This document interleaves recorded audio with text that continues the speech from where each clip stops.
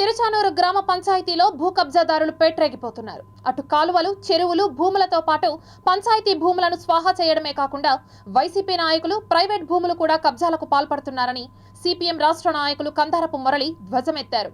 తిరుచానూరు గ్రామ పంచాయతీ కబ్జాదారులకు అడ్డాగా మారిపోయింది.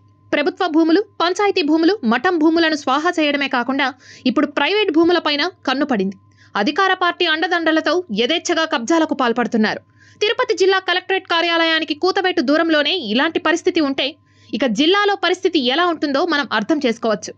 తిరుచానూరుకి చెందిన వైసీపీ నేత అండదండలతో ఎక్కడ ఖాళీ జాగా కనబడితే అక్కడ యథేచ్ఛగా కబ్జాలకు పాల్పడుతున్నారని, ఇదే పరిస్థితి పంచాయతీలో కూడా నెలకొందని స్థానికులు అనుకుంటున్నారు. తిరుచానూరు గ్రామ పంచాయతీలో సర్వే నెంబర్ 260, సరస్వతి నగర్లో 220 అంకణాల ప్రైవేట్ స్థలాన్ని అధికార పార్టీకి చెందిన ఎంపీటీసీ అనుచరులు నకిలీ డాక్యుమెంట్లు సృష్టించి కబ్జాకు పాల్పడ్డారని సిపిఎం నాయకులు వాపోయారు. ఈ సందర్భంగా స్థల యజమాని మాట్లాడుతూ ఒరిజినల్ పట్టా, తుడా అప్రూవల్ అన్ని పత్రాలు ఉన్నా తన స్థలాన్ని కబ్జా చేస్తున్నారని ఆవేదన వ్యక్తం చేశారు. సిపిఎం, టీడీపీ, జనసేన పార్టీల మద్దతుతో కబ్జాకి గురైన స్థలంలో శనివారం అడ్డుకొని స్థల నిర్మాణంలో కడుతున్న అక్రమ కట్టడాలను కూల్చివేసి జెండాలను నాటారు. ఈ సందర్భంగా సిపిఎం రాష్ట్ర నాయకులు మురళి మాట్లాడుతూ పవిత్ర పుణ్యక్షేత్రంలో వైసీపీ అరాచకాలు తారాస్థాయికి చేరాయని, ప్రభుత్వ భూములతో పాటు ఇప్పుడు ప్రైవేట్ స్థలాలపైన కన్నుపడిందని, పోలీసులు, రెవెన్యూ యంత్రాంగం అధికార పార్టీ నేతల కనుసన్నల్లోనే పనిచేస్తున్నారని ఆరోపించారు.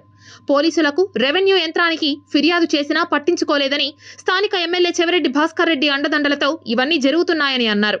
భూ కబ్జాలను అడ్డుకోకపోతే పెద్ద ఎత్తున ఆందోళన చేపడతామని హెచ్చరించారు.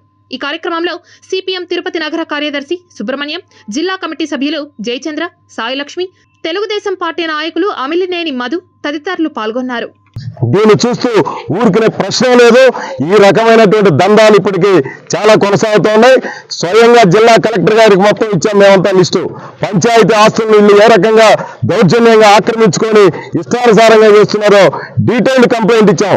ఈ రోజు దాకా చర్యలు లేవు. అంటే టీటీడీ ఆస్తులు ఆక్రమించుకున్నా, పంచాయతీ ఆస్తులు ఆక్రమించుకున్నా పట్టించుకోరు. ఇప్పుడు నేరుగా ప్రైవేటు భూముల్లో కూడా వచ్చేసారంటే ఎంత ధైర్యం ఉంటే ఇది ఏమాత్రం సరైనటువంటిది కాదు. సర్పంచ్ రామచంద్రరెడ్డి అనేక భూములు ఆక్యుపై చేసి, డీకేటీ భూములు అన్ని ఆక్యుపై చేసి అమ్మేటువంటి పరిస్థితి ఈ చుట్టుపక్కల ఉంది. ఈ రోజు ఒక సెంటు భూమి కూడా లేనటువంటి పరిస్థితి ఉంది. కానీ ఇప్పుడు పట్టా భూముల్లో కూడా వస్తారు. మరొకసారి ఈ ప్రభుత్వం వస్తే మాత్రం ఖచ్చితంగా మొత్తం పట్టా భూములు అన్ని కూడా ఆక్యుపై చేసుకొని ఇళ్లలో ఉండే వాళ్ళు కూడా బయట చేసి బేగాలేసుకునేటువంటి పరిస్థితి చేస్తారు.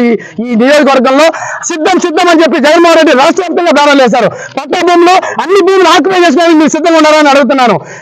ఖచ్చితంగా దీని వెంటనే స్పందించి